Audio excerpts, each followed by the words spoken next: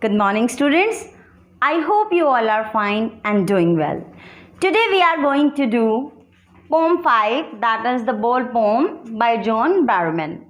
So this is your fifth poem. It is of 20 lines and it is not divided in stanzas. So before explaining this, let's understand. Childhood is a period of time which is free from all worries, tensions, to earn money and all that. But as we grow up, we are having the possessions over everything we have. We are having the love for our loving ones. We are having the possessions for our property, for our things and everything. So losing them makes us sad. So this poem tells us about how we can cope up with our loss, and by giving the example of a little boy, here John Barrowman is trying to explain this poem in a very beautiful way. So this is on page number 46.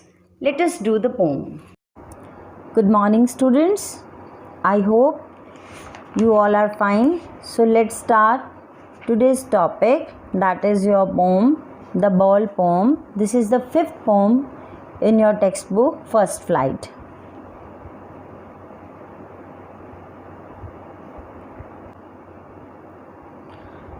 As you can see the page, the Ball poem, here I am going to explain this poem line to line. First of all, let's discuss about the poet John Barrowman. So John Barrowman, he was born on October 1914 in Oakland, USA, and was died in January 7, 1972. John Barrowman was a prominent American writer. Barrowman had great control on his techniques as he was influenced by the Yeats, Hopkins, Ezra and other Victorian age writers.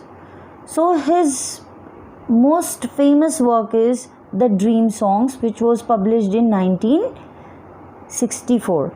So let us understand this poem first. This poem, let me give you the introduction. This poem tells about a little boy who has lost his ball. To him, the ball holds an important place in his life. He regrets over the loss of the ball. The poet in the entire poem tries to persuade the boy to overcome his grief, as the same ball could not be bought again with money. So let us understand. As it is written here, a boy loses a ball. He is very upset. A ball does not cost much, nor is it difficult to buy another ball. Why then is the boy so upset? So we will read out in this poem to see what the poet thinks has been lost and what the boy has to learn from the experience of losing something. So before starting, let me tell you, this poem is of 20 lines. These lines are not divided into stanzas. Rather, here they are divided into meaningful segments for the purpose of this summary in order to make the poem easier to understand. So let us read out. First line starts with the question. What is the boy now who has lost his ball? What is he to do? I saw it go, merrily bouncing down the street, and then merrily over, there it is in the water. So in these lines, the poet asks his readers a question. He has seen a boy's ball rolling away from him, bouncing happily in its way and finally falling into the water.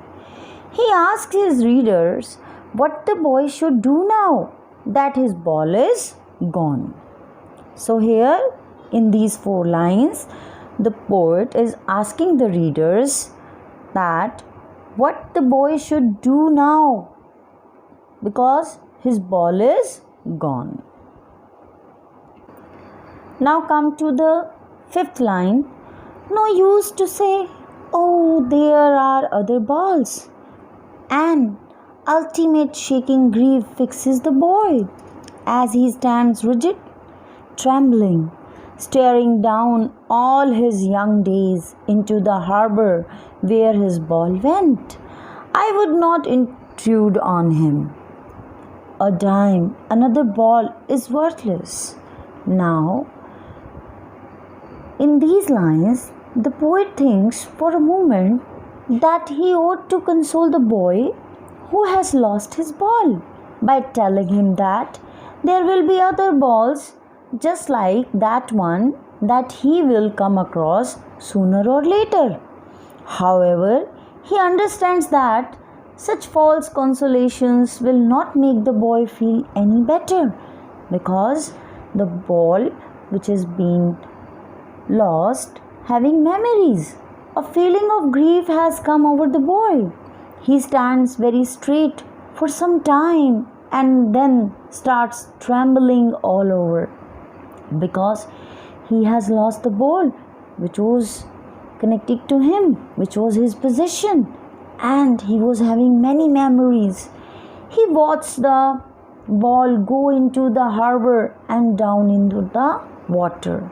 He feels that his childhood has also taken the same route away from him. At such a time, the poet feels that it would be wrong to go up to the boy and intrude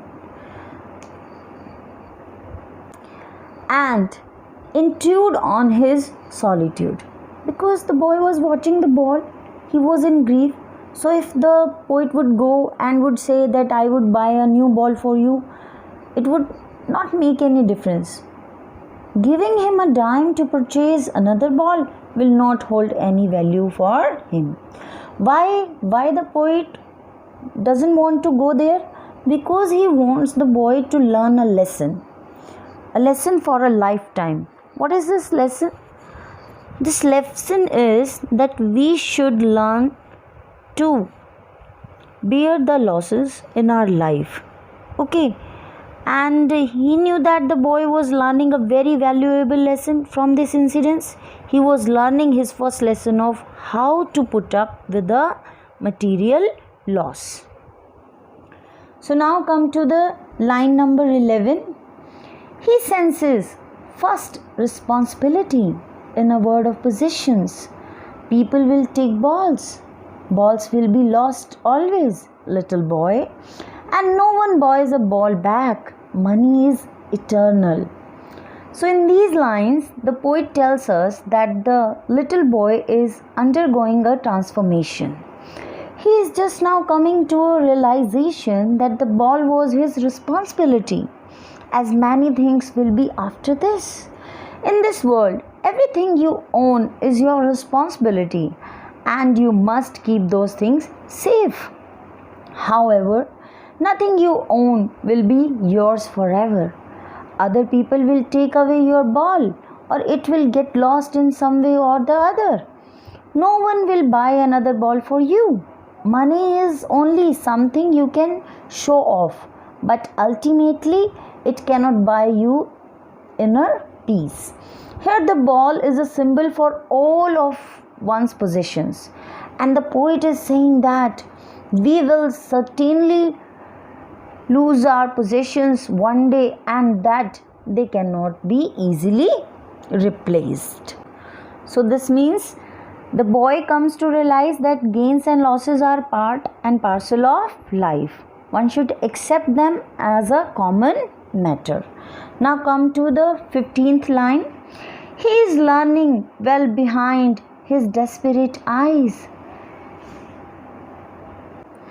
The epistemology of loss, how to stand up, knowing what every man must one day know and most know many days how to stand up. In these lines, the poet says that the boy's eyes have become filled with an awful sadness. Means he started crying, but that behind all the grief, he is learning an important lesson. He is learning about the loss of things one considers precious. He is learning a lesson that every man must learn, and one that man must learn again and again. He is learning how to accept the loss and then strengthen himself and move on. So, what is the message in this poem? The poet John Barrowman has tried to arise a sense of empathy which is quite relatable. What the boy suffers is actually experienced by all. The poem conveys a message of accepting the hard facts of losing people or valuable things or special moments and moving on in life. One must overcome one's grief and keep living. We should not be grief stricken, as it would not let us move on in life. So, the theme of this poem is that the pain of the loss of possessions or a relation of which we remain unaware until we face it in our life. Because time and tide wait for none. Everything changes with time.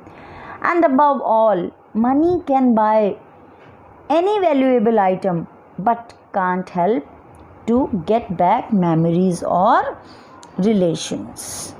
I hope this poem is clear. Thank you.